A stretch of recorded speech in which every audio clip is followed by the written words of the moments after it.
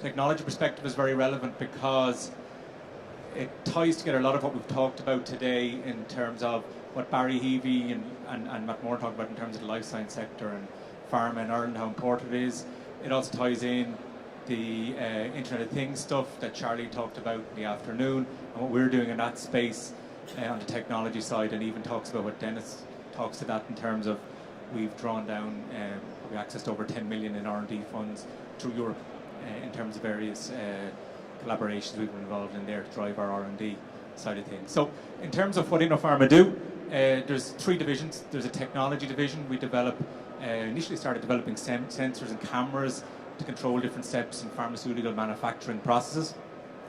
And we've evolved from there now to develop pure smart manufacturing kit to help pharmaceutical companies develop their products quicker and then make them in a safe way and in an affordable way for the patient all the time.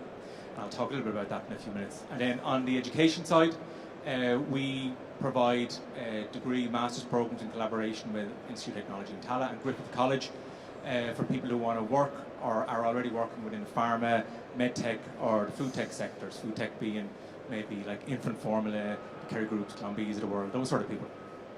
And then we've got a services side, technical services, where one of the roles, and you talk about skills in a few minutes, what's needed, there's not enough validation specialists out there, validation engineers in the pharma sector, medtech sector, and we've kind of responded to that by developing more of those people and offering them and contracting them out to pharma companies, medtech companies as they may need them for specific projects, and that's been another very successful part of our overall group, and it's grown very quickly. So, I guess, what are the challenges? And everyone's talked about them. We can't develop bloody products quick enough. You know, it used to take 7 or 8 years to get a product to market so you could move along. And I worked in the pharma sector for a long time trying to develop these products. But now it's shrinking. It's shrinking in terms of the time frame to get that product to market. Every day late you are, it's another million that you've lost for the company, so you feel bad. And then another aspect is in terms of process complexity. I know Barry talked about the large molecule products, the biologics, which have got thousands of carbon atoms, but I focus more on the small molecule powders, which aren't that easy either to make into tablets. And I know that 80% or 90% of new products coming on market are biologics, but 90% of the current products on the market sold around the world are made into tablets and are powder form. So that's for an SME like us. We focus really on today how we can help the industry make those tablets in a smarter and safer way. Outsourcing is a big one. There's been a lot of acquisition, mergers, outsourcing of the making of the products. So you used to have a guy that knew everything and anything about that medicine, was making it for the last 20 years, knew when it sounded bad in the machine, all that sort of stuff. But now it's outsourced to a contract manufacturer who doesn't have the same intimate knowledge of that process, and because of that, the likelihood of a product going out of specification, not being able to release it to the market, to the patient, because it's not working properly, is becoming higher and higher. And the level of stockouts we have in Europe right now is like 5 times greater than it was 10 years ago. A lot of it linked to the trend of outsourcing of the manufacture of those medicines. And the regulator isn't happy about that. The pharma companies, of course, aren't happy. And the patient is not happy because they cannot get those critical medicines. So, stockouts. So we've kind of taken all that on board and try to figure out how can advanced intelligent manufacturing reduce the risks of stockouts, speeding up how you develop your products, and really get those products to the patient quicker. So we've kind of focused very much on one platform, which is called Fluidized Bed Manufacturing. It's basically when you've got, an example would be about a bead, and then you want to slow down the release that you put the beads into the capsules and you take them in your stomach and they dissolve over a 24-hour period. Great. But you have to add stuff onto the outside of the bead so to make sure it slows down the release of the active ingredient over a 24-hour period.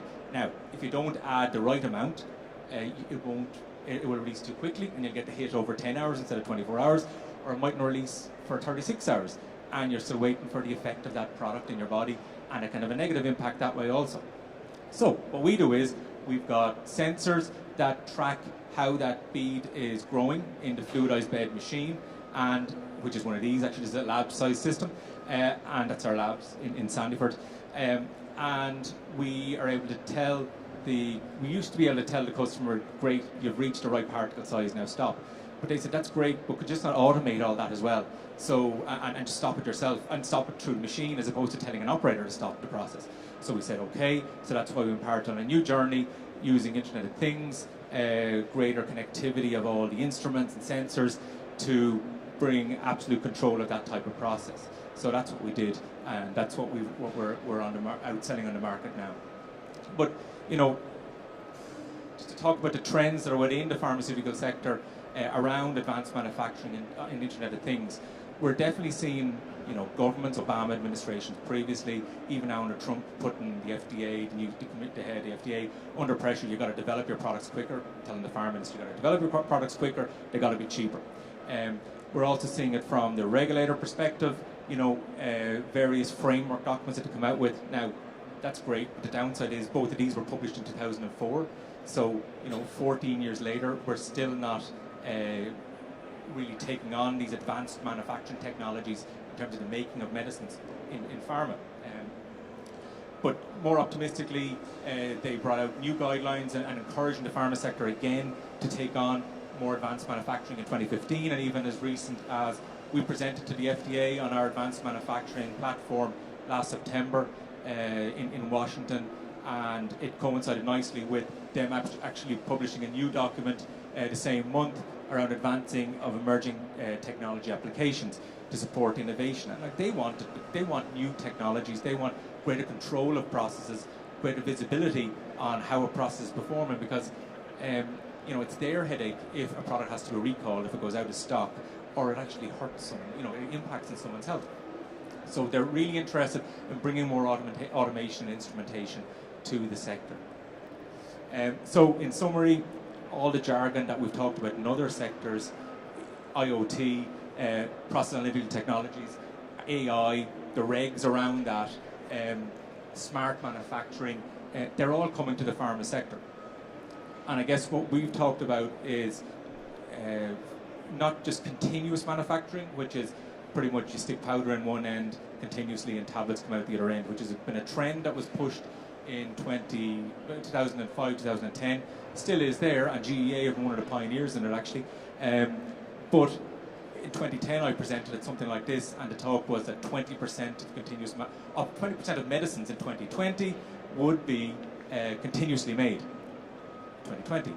But there are only really 2 products globally that have now been filed under continuous platform. So 2 products out of tens of thousands, hundreds of thousands of medicines.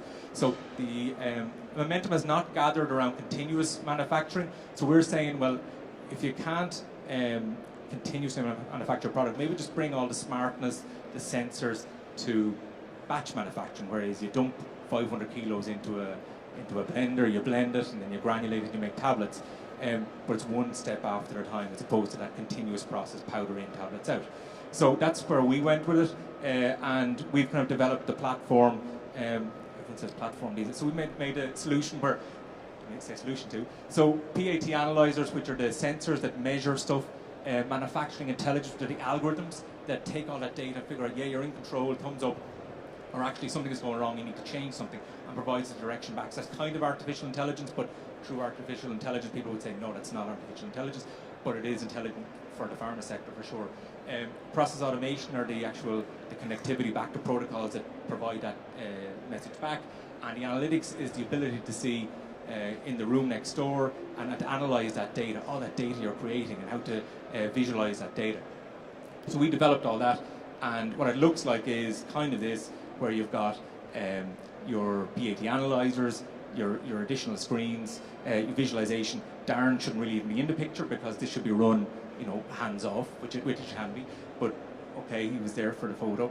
And we've got process automation, which is actually the cloud. That's the black box. That's actually the cloud. This could be there, it could be somewhere else in the building, it could be somewhere else in the world, to reposit all the data and for you to access it at any time you want. And then the interesting thing for us about that is not only can you develop your products quicker and then make sure they're in control all the time, which would be great, but in an era where we're talking about skills, where there's a real imbalance of those skills globally, there's a real political push, you got to make stuff in China, you got to make stuff in India, you got to make stuff in Brazil. Those local governments are saying, you want to sell them here, you got to make them here. But the skills may not be necessarily there yet. And if you look to Europe or East Coast US or West Coast US, that's where the knowledge is, and it's been there for the last 100 years, 150 years. So it's kind of a globalization of that knowledge. So you could still bring the machine, the factory, to make the drug to those regions. But through the advancement of the Internet of Things, you can actually have local visibility, local access to that data, providing the direction, providing the oversight. And people worry about jobs leaving Ireland, but jobs may or may not, if this happens, around a pure manufacturing. But the knowledge aspect, the connectivity, is the opportunity really for Ireland to jump on and to develop more on that side. So I think that's an interesting topic and an opportunity as you bring more Internet of Things philosophies to the pharma sector. And why did I put this in? I put this in more because, I won't go through it all, actually the point I was trying to make in that was, there's brilliant innovation in how you make them, how you discover medicines and the biologics and solving, hepatitis and all these hard to cure illnesses. And there's brilliant innovation, but the same innovation hasn't been paralleled in the machines that you make it. And that's what we're pushing, is trying to push that innovation around how you blend those powders together and how you make a safe and affordable tablet at the end of the day. So don't worry about all that, but that's the point I was trying to make with this slide. So on the skills side, which was really why I was invited to talk today, so the skills are at all levels, and we talk and work with pharma companies all around the world, in India, in the US, China, in Europe, everywhere.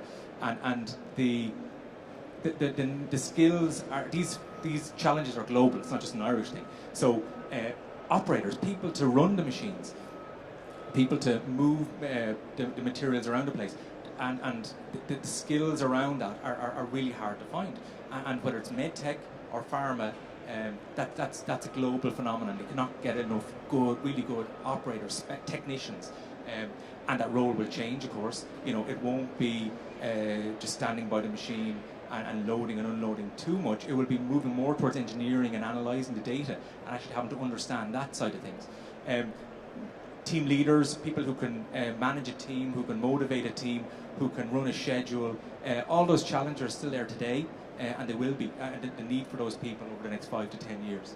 Specialists, whether it's process analytical technology, those sensors that we sell, people to run them, people to understand them, what the hell's the data telling them, that's really important. Validation, which is confirming that the equipment is working as it's supposed to work, that the processes are working as they're supposed to work in terms of how the medicine is being made.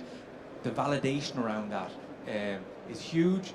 The regulations around it are becoming more cumbersome, and the skills around that are becoming more and more in need, and that drove the services side of our business that we've developed. Data analytics, as we generate more data, look at all. Merck this year opened a data center somewhere in the US, and there's like 2,000 people working there, analyzing data globally. So it is it's becoming a pharma phenomenon, and then these are global challenges. So, as opposed to all the traditional skills on the left-hand side, your science, your engineering, your powder, particle science, all that sort of stuff, which are really important and relevant. If you want to future-proof your skills, you want to have a blend. You want to know the technical stuff for today, but you also want to know how to make sense of data, social intelligence, how to work with other people, especially if you're trying to analyze data that is in Mumbai and trying to get talking to the guy down there and trying to have a meaningful conversation across someone that's in Mumbai, someone's in New Jersey, and someone's in Dublin. How do you actually have those communications in a meaningful way that actually gets somewhere? That's a real, it's a tough one, and it's something that should be talked about more in terms of how that works successfully. So cross-cultural competencies, computational thinking, a lot of those skills that are there, and virtual collaboration, I guess, point to the fact that if you're all around the place, how do you have a good conversation, and what are the tools that help that happen?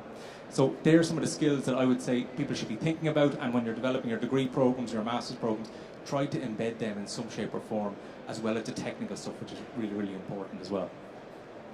So, conclusion, so the world is changing very quickly, and it's great because it is enabling more agile, mobile development of medicines, and a more consistent and controlled way of controlling those medicines on a consistent basis. And then this will catalyse, the whole IoT thing is going to catalyse the globalisation of that knowledge. So whether there is enough skill, whether there are enough skills in Shanghai or not to have a significant manufacturing, medicine manufacturing plant, the increased amount of Internet of Things, access of that data remotely will ensure that that can happen. The infrastructure and the skills to support this it needs to be supported. So, you know, what education programs we offer, how are they offered, how are they accredited? You know, pharma is a global industry, it's a global phenomenon, and the skills are global. You know, an operator in Dublin and a technician in Dublin is very similar in terms of the expectations to someone in New Jersey or in Mumbai for tablet manufacturing. So the skills are common. So that's so in terms of what the accreditation or the certification around that should be a global aspect also. But all this is really good in terms of how you develop medicines quicker, how you scale them up quicker, how you consistently control the manufacture. That's really good for the patient, which is the most important thing in terms of ensuring affordable and safe medicines. And then finally, just in terms of technology and innovation, you know, we've talked about cars all day. So this is a 1988 Volvo with the dashboard and everything how it looked on the left. And this is today, and okay, it looks nice, but equally, you know, someone sitting in a car today, like my mother, if I put her into that, she would, first of all, she wouldn't know where to put the key. There's no key, you know. And then it's the GPS system. How do you operate that? It has the you know, pilot assist, drive assist, self-driving, and say the Tesla equivalent. You know, the skills needed to run the car on the right is very different to the car on the left. So that's one point I want to make. But the second one is, I don't believe the same level of innovation has been seen within pharmaceutical manufacturing technology companies in terms of how you make those medicines. And I think that's what we're trying to address, what we're trying to work on within our pharma on our technology side. So I think that's it. Thanks very much for your time.